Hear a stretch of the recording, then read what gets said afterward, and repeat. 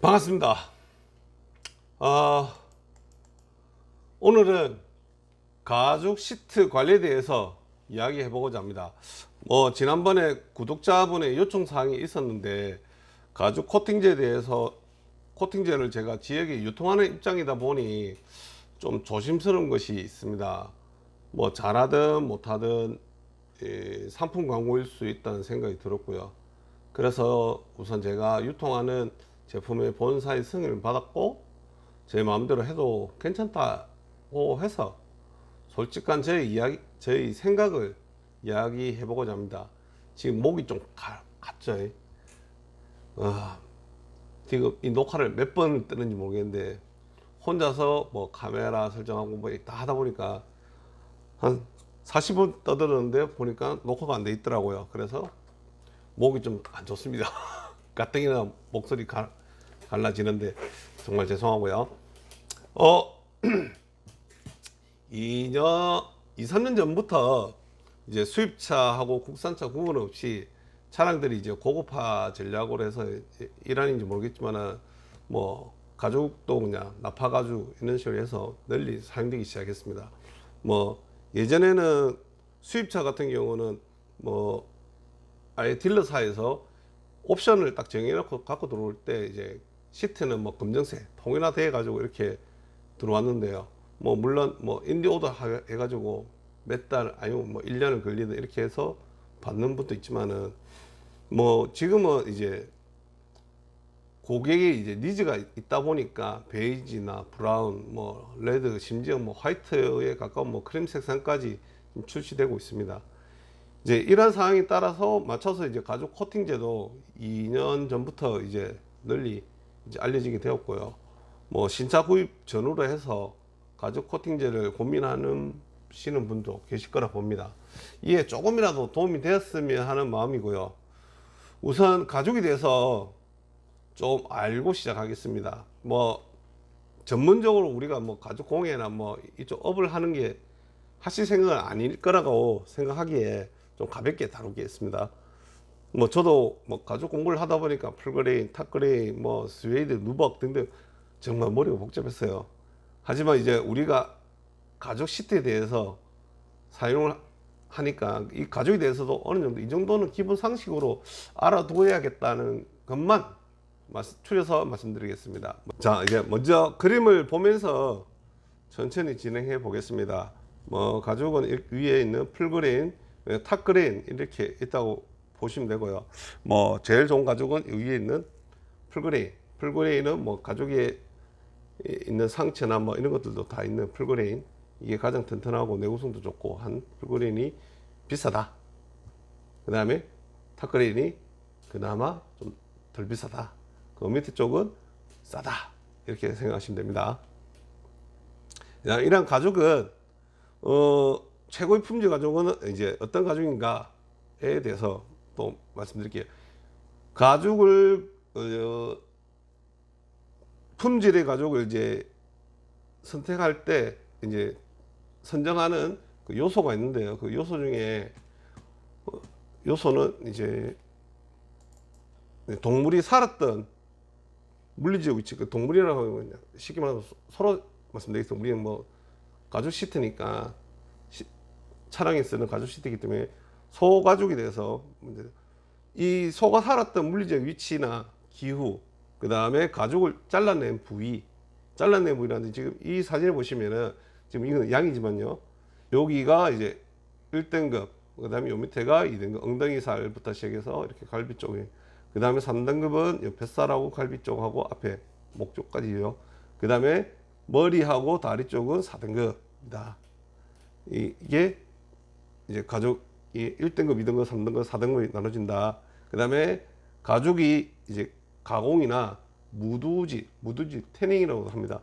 이런 품질과 기술로 또 가죽이 구분됩니다. 특히 쉽게 우리가 가죽은 보통 소 한 마리에 가죽이 한 장이 노는 게 아니고요. 소 한 마리에 가죽 두 장이 놉니다. 왜 두 장이 노냐? 이 사진을 보시면 아시겠지만은 가죽을 분할시킵니다. 겉가죽과 안가죽 이렇게 해서 분할 커팅을 해요. 가죽을 이걸 태닝하는 과정에서 분할을 하게 되는데요. 겉가죽과 안가죽 이렇게 분리되어 쓴다. 그래서 두 장이 논다. 가죽은 이렇게 아시면 됩니다. 그 다음에 이제 공정에 따라서 그 표면 코팅을 하는 공정에 따라서 아넬링 가죽이 있고요.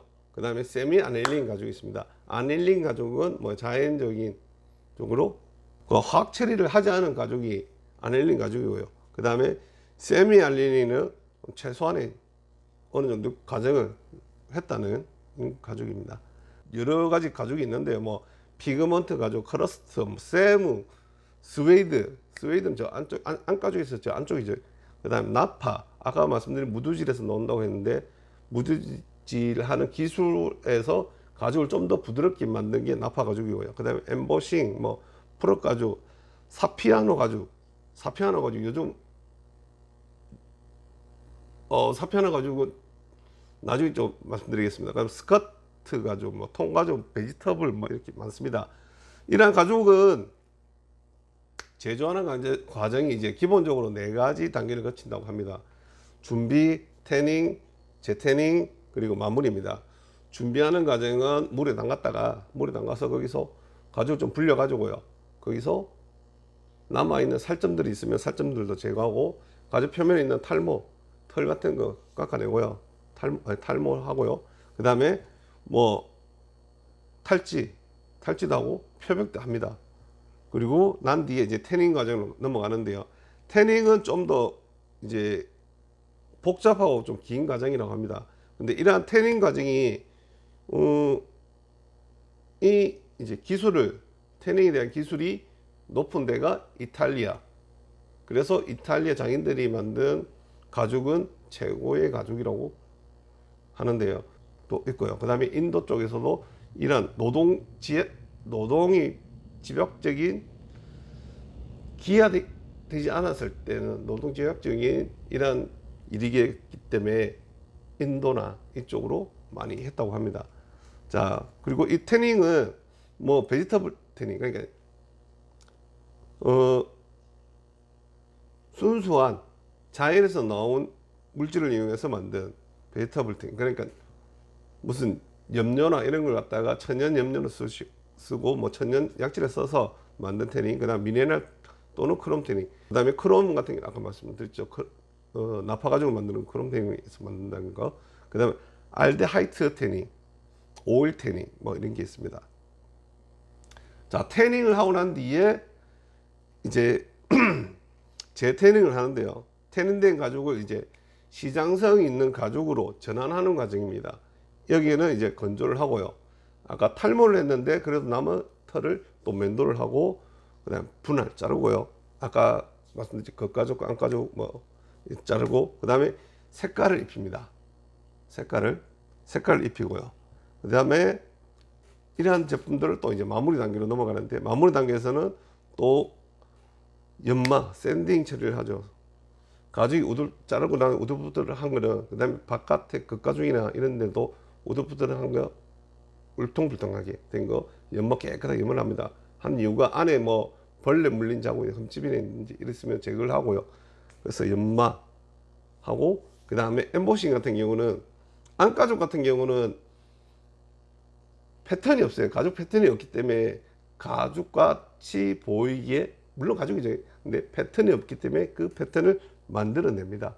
만들어내고 그 다음에 표면을 코팅합니다. 이렇게 해서 가죽이 만들어집니다. 자, 여기 말씀드렸지만 가죽은 이러한 과정을 4단계를 거치고요. 그 다음에 이러하면서 표면 코팅을 한다. 기본적으로 한다는 걸 알고 계셔야 됩니다. 다음은 이제 가죽 두께입니다. 가죽 두께는 우리가 쓰고 있는 가죽은 다 두께가 다 틀려요. 다 틀린데 우리가 보통 어느 정도 가죽 두께를 제품을 쓰고 있는지에 대해서 알려드릴게요. 먼저 가장 두꺼운 두께는 우리가 뭐 공장이나 아니 뭐 공사장이나 이런 현장에서 쓰시는 분들 가죽 벨트도 지금 보시면은 3.2mm예요. 가죽 벨트나 아니면은 뭐 그것도 뭐 우리 우리가 쓰는 일반 벨트 중에서도 가죽 벨트는 뭐 3.2mm 이상 이 정도 된다, 평균이 된다. 그 다음에 공구 가방 같은 경우 공구 이렇게 넣는 벨트하고 연결돼서 공구를 넣는 게 4mm 정도 된다.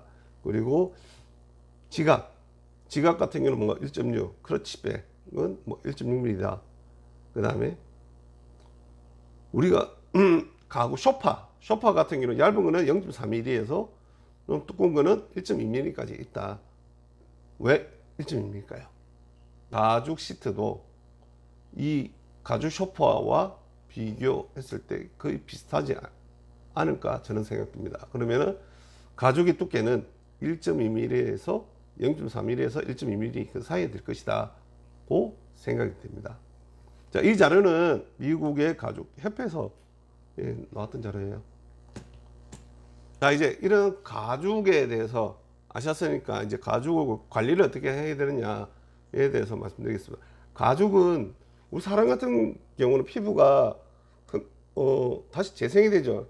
재생이 되지만은 촬영에 쓰는 가죽은 재생이 되지 않습니다. 그래서 신차일 때 가죽은 계속 유지하려고 하면은 그만큼 노력을 해야 됩니다. 그 중에 첫 번째가 클리닝, 그리고 주기적인 보습을 해줘야 됩니다.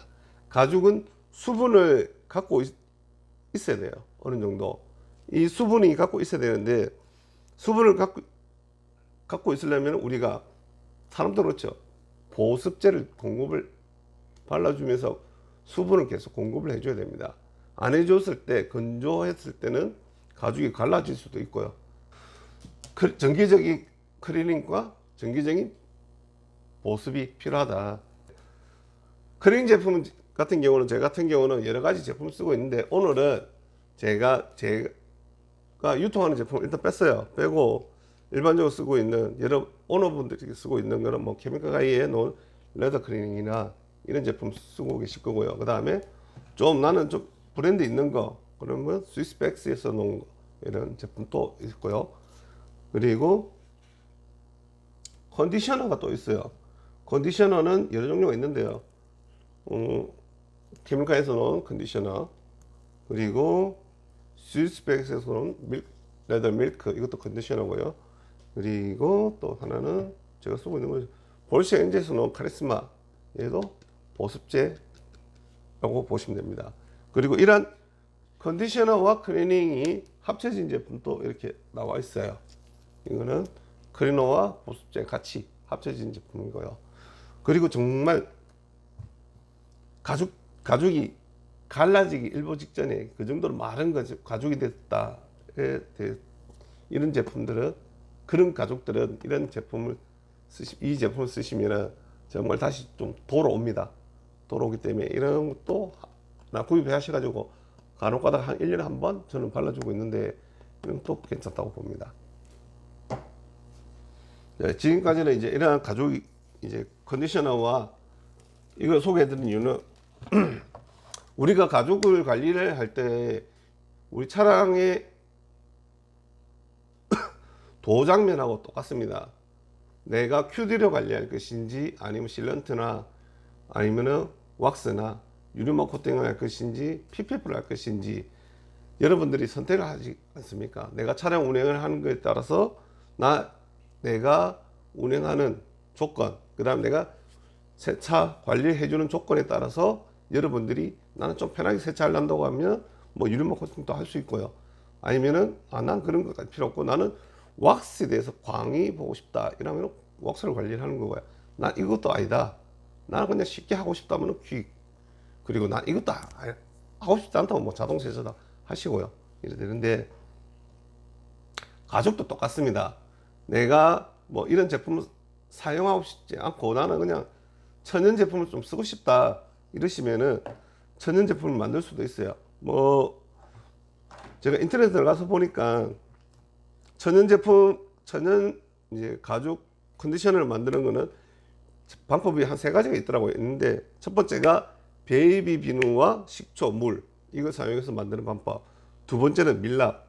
세 번째는 제가 봤을 때는 세 번째가 가장 좋은 것 같아요. 오일입니다. 오일, 천연 오일. 그 중에서 레몬 에센스 오일을 갖다가 네모 에센스가 아니고 네모 에센셜 오일입니까? 이 오일을 갖다가 몇 방울 뿌려서 주기적으로 시트에 발라준다는 거, 이렇게만 해도 어느 정도 기본적인 컨디셔너는 된다고 합니다.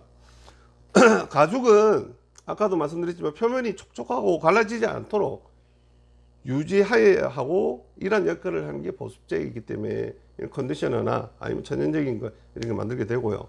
그리고 우리가 쓰고 있는 가죽 코팅제도 유성 제품보다는 수성의 베이스를 둔 제품을 선택하시는 것이 좋다고 봅니다. 다음은 제가 뭐 가죽의 코팅제에 대해서 또 말씀드릴게요. 제가 뭐 타사 제품에 대해서 뭐 시험 성적을 받지는 못했거든요. 받지 못한 게 청구도 못하고 솔직히 못하죠. 그래서 저희 본사 쪽에 요청해서 내가 볼 수 있냐, 그 재료를, 그 시험 성적들을 내가 노출해야 되느냐 하니까 괜찮다고 하더라고요. 하시면서 아예 저에게 시험 성적들을 이렇게 원본이에요. 원본. 이게 원본인데, 이런 뭐 테스트, 청바지 테스트를 했다는 원본하고 뭐 이형 테스트 뭐 이렇게 있는데, 이 원본 테스트 한 거 하고요. 그 다음에 한전으로 요약된 결과도 이것도 원본이에요. 원본을 주셨는데, 이거는 화면을 캡처를 했습니다. 여러분한테 좀 더 자세히 보여드리기 위해서. 제가 가죽 코팅에 대해서 사람들이 한 가지 간과하고 있지 않은 것이 있습니다. 뭐냐 하면 다들 청바지 이염을 생각하고 계세요. 물론 가죽 코팅제는 청바지 이염을 막아줍니다. 막아주는데 100% 막아주지는 않습니다. 코팅제 위에, 우리가 유리막 코팅제도 똑같죠. 유리막 코팅제가 뭐 스크래치를 막아준다? 아닙니다. 뭐 세차하기 편하기 위해서 똑같습니다. 유리막 코팅제가 관리하기 편하기 위한 방법이라면 가죽 코팅제도 관리를 좀 편하게 해주기 위한 하나의 도구, 이제 방법인 겁니다. 그래서 100%의 가죽을 보호하기 위해서는, 예전에 뭐 지금 가죽 코팅제 중에서도 이렇게 뿌리 가지고 완전 PPF처럼 이렇게 해주는 제품도 나오고 있어요. 근데 이거는 질감이 변화가 생기기 때문에 저는 이거는 옳지 않다고 봅니다. 가죽은 숨을 쉬어야 되고, 그리고 수분도 공급받아야 되고, 너무 많은 수분은 또 가죽이 좋지는 않습니다. 그래서 적당한 수분이 공급돼야 되기 때문에 그런 거는 주기적인 관리를 통해서 이루어진다고 봅니다. 코팅제에 대해서, 이제 시험 성제에 대해서 좀 보면서 말씀드리기 전에, 가죽은 0.4mm에서 1.2mm 정도의 두께를 제가 갖고 있다고 했죠.